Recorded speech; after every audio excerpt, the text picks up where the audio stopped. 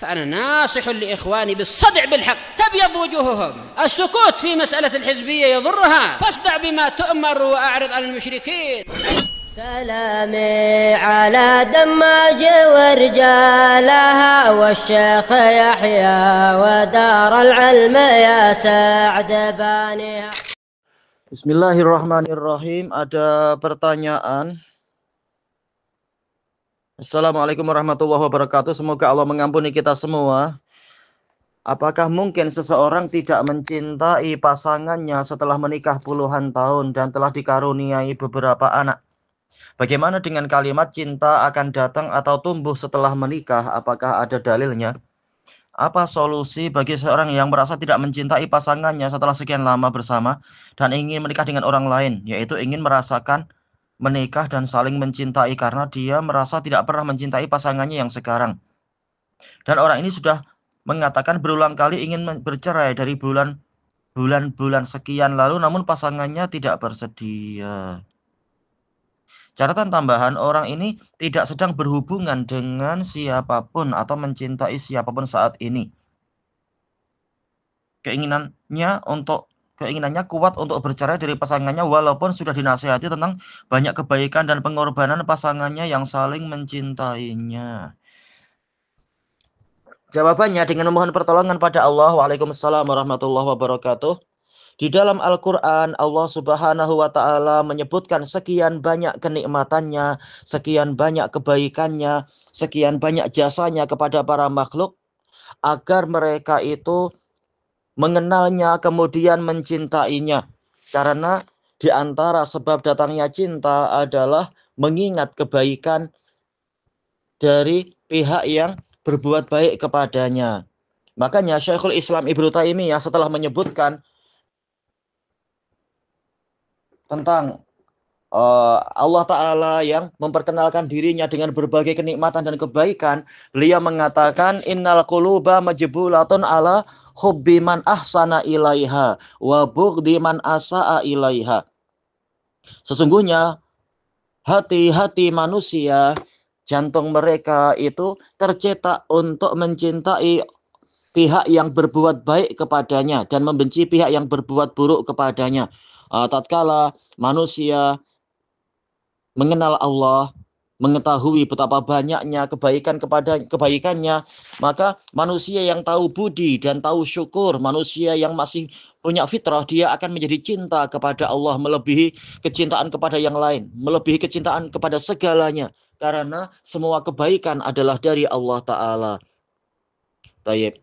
Makanya manusia pun apabila dia mengetahui ini si fulan atau si fulana banyak berbuat baik kepadanya, banyak menolongnya, banyak membimbingnya, banyak membantunya, banyak melindunginya, banyak mengusahakan kemaslahatan untuknya, maka akan timbul rasa cinta. Dan memang kita diwajibkan untuk bersyukur kepada orang yang berbuat baik kepada kita. Man lam yashkurin nas, lam yashkurillah. Orang yang tidak bersyukur kepada manusia, dia tidak bersyukur kepada Allah. Hadis yang sahih diriwayatkan oleh Imam Tirmidzi dari Abi Hurairah radhiyallahu anhu. Demikian pula Allah Ta'ala memperkenalkan dirinya dengan sekian banyak keindahan nama-namanya, sifat-sifatnya, dan perbuatan-perbuatannya. Walaupun mungkin dari suatu sisi yaitu bukan menjadi kebaikan yang langsung kepada kita, tetapi dengan baiknya sifat-sifat dia, baiknya pengaturan dia di alam semesta, walaupun istilahnya bukan berpengaruh langsung ke kita, mungkin peristiwa di masa lampau, di zaman para nabi, di zaman para rasul, di zaman orang-orang soleh terdahulu, bagaimana Allah berbuat sedemikian indahnya, bagaimana Allah mengatur hukum sebab akibat, bagaimana Allah Ta'ala menegakkan keadilan, bagaimana Allah menghukum orang-orang yang berbuat jahat. Maka yang seperti itu akan timbul rasa cinta juga. Cinta kepada para pemilik akhlak yang baik. Maka mestinya kita juga seperti itu, disyariatkan di dalil-dalil yang banyak, mencintai orang yang berakhlak baik, mencintai sesama kaum mukminin, dan seterusnya. Walaupun mungkin dia tidak berjasa pada kita secara langsung, bahkan kita tak pernah jumpa dia misalkan, zamannya lain, tetapi dengan kita melihat dia adalah orang mukmin, dia adalah orang yang taat kepada Allah, dia orang rajin ibadah, maka timbul rasa cinta. Dan dalil tentang itu banyak, mencintai sesama mukminin, mencintai orang soleh, mencintai para sahabat dan sahabiat yang boleh jadi sebagian dari mereka tidak langsung berjasa pada kita, misalkan. Maka yang seperti itu juga menimbulkan rasa cinta. Toyib. Nah, dari sini akan dihasilkan kesimpulan bahwasanya orang yang belum kenal kemudian langsung menikah, boleh jadi kecintaan akan muncul setelah itu dengan melihat banyaknya akhlak-akhlak dia yang baik. Walaupun bukan kepada pasangannya, tapi mungkin pada tetangga, kepada anak yatim, pada anak kecil, kepada lingkungan, kepada hewan. Terutamanya lagi tentunya adalah kepada agamanya sendiri, ketaatan pada Allah dan Rasul-Nya, sehingga timbul rasa cinta. Atau sebaliknya, setelah dia menikah, dia lihat sekian lama, ternyata tahu bahwasanya pasangan hidupnya ini jahat, curang, jahat kepada Allah istilahnya, atau durhaka kepada Allah, sehingga timbul rasa benci. Baik. Maka yang seperti itu bisa saja terjadi. Karena dengan mengenal, maka menjadi sayang. Atau boleh jadi dengan mengenal, maka menjadi benci. Karena setelah kenal, tahulah dia memang ini adalah jahat, orang ini adalah suka mengkhianati agama dan kaum mukminin, misalkan. Sehingga timbul rasa benci. Tapi bagaimana menikah dalam keadaan tidak kenal, dalam keadaan tidak tahu akhlaknya?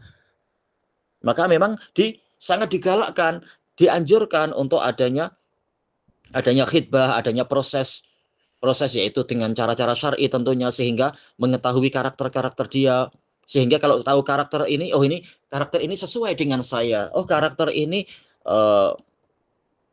sepertinya layak diharapkan untuk istilahnya mengarungi lautan, yaitu mengarungi bahtera sama-sama dan sebagainya.